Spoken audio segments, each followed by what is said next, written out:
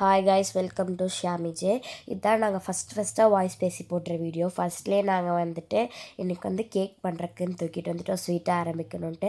So bourbon biscuit cake தான்.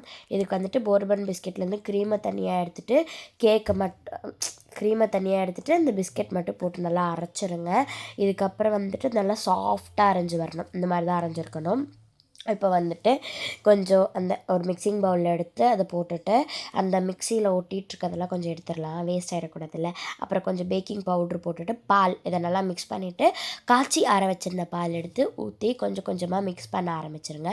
ஒரே அடியாக ஊற்றிங்கன்னா ரொம்ப தண்ணி மாதிரி ஆயிடும், அது கரையாத டெக்ஸ்சர். இந்த மாதிரி தான் இருக்கணும். கொஞ்சம் கொஞ்சமாக ஊற்றி மிக்ஸ் பண்ணும்போது கரெக்டாக இருக்கும்.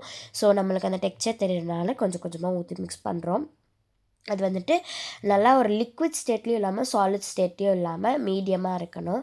ஸோ அது நல்லா மிக்ஸ் பண்ணிக்கலாம். மிக்ஸ் பண்ணிவிட்டு நெக்ஸ்ட் வந்து அந்த டெக்ஸ்சர் பார்த்திங்கன்னா இப்படி தான் இருக்கும், இந்த மாதிரி. ஓகேங்களா? ஸோ இப்போ வந்துட்டு ஒரு பாத்திரத்தில் இல்லைனா கேக் டின்னில் இந்த மாதிரி நெய் தடவி வச்சுக்கோங்க. நெக்ஸ்ட் ஒரு அடுப்பில் இருக்க ஒரு பாத்திரத்தில் கொஞ்சம் பால் ஊற்றி கொஞ்சம் போர்பன் பிஸ்கெட்டோட க்ரீம் வந்து உள்ளே போட்டுருங்க. அது வந்துட்டு நல்லா குத்தி கொதறி அது வந்து க்ரீம் நல்லா மெல்ட் ஆகணும். க்ரீம் அந்த பால்லாம் சேர்த்து மிக்ஸ் ஆகணும்.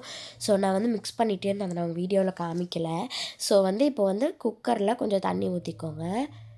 அதில் வந்து ஒரு இது வச்சுக்கோங்க, ஒரு பிளேட் இல்லைனா அந்த மாதிரி ஒரு ஆப்ஜெக்ட் வச்சுக்கோங்க. நெக்ஸ்ட் அந்த நெய் தடவின பாத்திரத்தில் இந்த க்ரீமெல்லாம் போட்டுட்டு அது நல்லா செட்டில் டவுன் பண்ணிடுங்க. நல்லா ஸ்ப்ரெட் பண்ணிவிட்டு டேப் பண்ணிக்கோங்க ஏர் பபிள்ஸ் எல்லாம் போகிறதுக்கு. நெக்ஸ்ட் வந்துட்டு அந்த கேக்கில் வந்துட்டு இது அந்த குக்கருக்குள்ளே இதை வந்து வைக்கணும்.